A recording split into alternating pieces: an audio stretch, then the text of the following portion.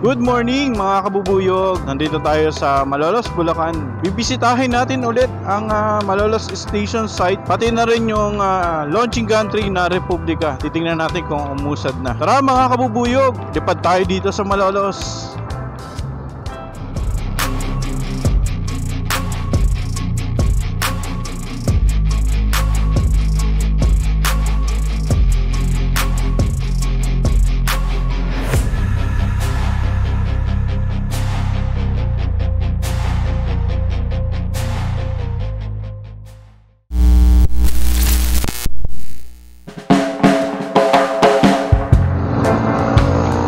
Yan mga kabubuyog, nandito na tayo malapit sa crossing ng Malolos. Medyo walang masyadong traffic ngayon, maganda panahon. Kaya lang wala pa yung haring araw.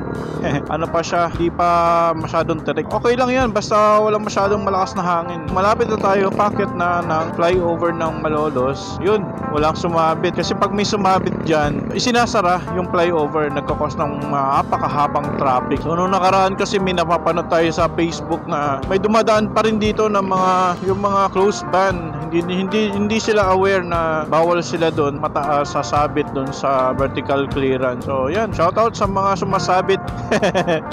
So yan mga kabubuyog, kung natatanaw nyo, ayun ang Malolos Station site. Wala tayong masyadong makikita pagbabago niyan kasi halos yung exterior niya halos kompleto na lahat. Yan mga kabubuyog, ang makikita dito sa baba, nandun yung lumang istasyon ng PNR. Ayun. And dito, mapapansin natin, nandiyan pa rin yung dalawang crane, busy pa rin sila.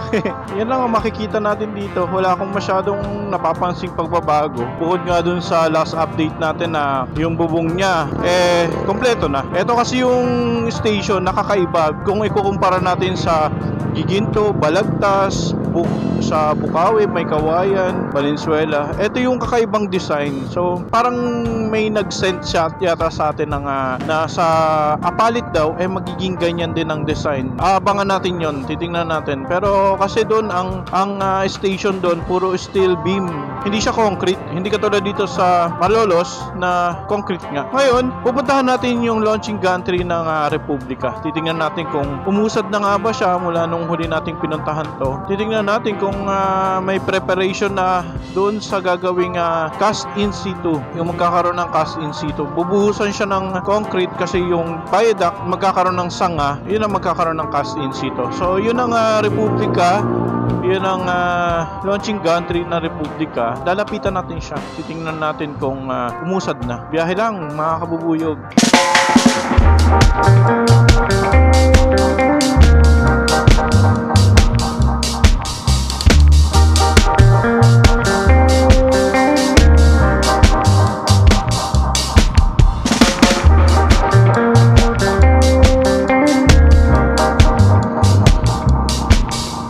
Yan, mukhang umusad na. Mukhang dalawang span na yung nailatag mula nung huli nating pinapuntahan. Pasok ulit tayo dito sa Malolos Heights Subdivision dito sa Barangay Bulihan. Yan, nandito pa rin yung steel na tatakip dun para sa safety ng mga dumadaan kasi nga syempre may mga concrete na.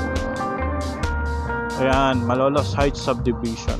Ito yun. So, yun talaga ang pwede nating i-update dito kasi nakikita natin na mayroong pagbabago. And dito ulit tayo sa establishment na pinagpaalaman ng pinong nakaraan. Ayan. Shoutout sa Adel's Cafe Restaurant. So ayan mga kabubuyog, andito na tayo sa may establishment dito sa Adel's Cafe Restaurant. And tanaw natin yung launching gantry ng Republika. Nung nakaraan kasi, ito lang yung span na tinatrabaho niya. Isang span lang pala yung nadagdag. All in all, mula nung natapos niya yung doon sa bandang Kalumpit, nalaktawan niya yung isa kasi magkakaroon nga ng cast in situ, doon banda yun. So ito naman, ito na yung tinatrabaho niya dito sa right side, papuntang Malolos. Tignan natin mula sa itaas kung anong view makikita ni Bubuyog. So Bubuyog, lipad na.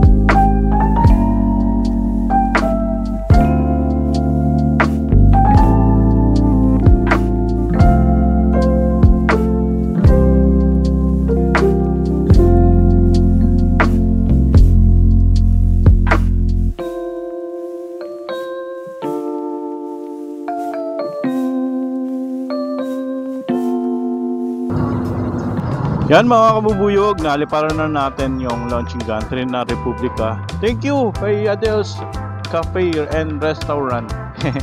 Pinayagan ulit tayo magpalipad dito sa establishment nila, sa harap ng establishment. So, shoutout sa Adel's. Anyways, ayan, natapos na nating liparan. Isang span pa lang ang nangyayari mula nung huli nating pinuntahan. Siguro mga 10 days ago mula nung huli natin itong pinuntahan. And ayan, maraming mga gumagawa. Hinarangan nila. Mukhang babaklasin na to. Aalisin na siya. Kasi tapos na yung ano niya. Tayo pwede magtanong. Ano po ba yung tinatayo doon sa kabila? Yan, Opo. Robinson. Di ba may Robinson na doon? Eh, isa lang may ari niyan. Dito ulit magtatayo ulit. Yung iba dyan, mga bodega yung iba dyan. Pero ang ano po nyo, Robinson talaga.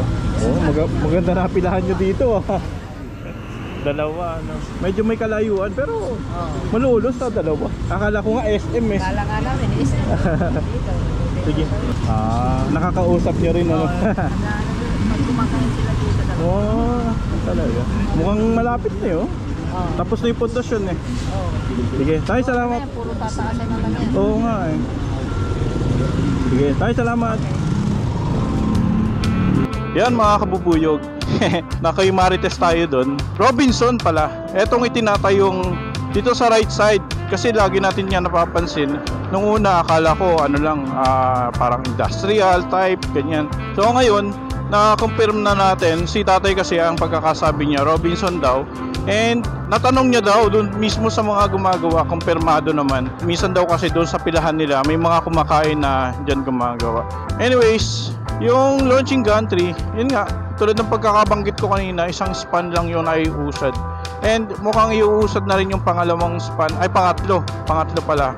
Kasi yung unang span, doon mismo sa tapat ng kalsada. Tapos yung pangalawa, yun yung nakakatapos lang. Then yung pangatlo, yun pa lang siguro yung uumpisahan nitong mga susunod na araw. Yan muna ang update natin dito mga kabubuyog sa Bulihan, Malolos, Bulacan. Thank you sa mga sumama. Sa susunod. Thank you for watching this video. Please subscribe to my channel. Click the like button and the notification bell down below. Thank you.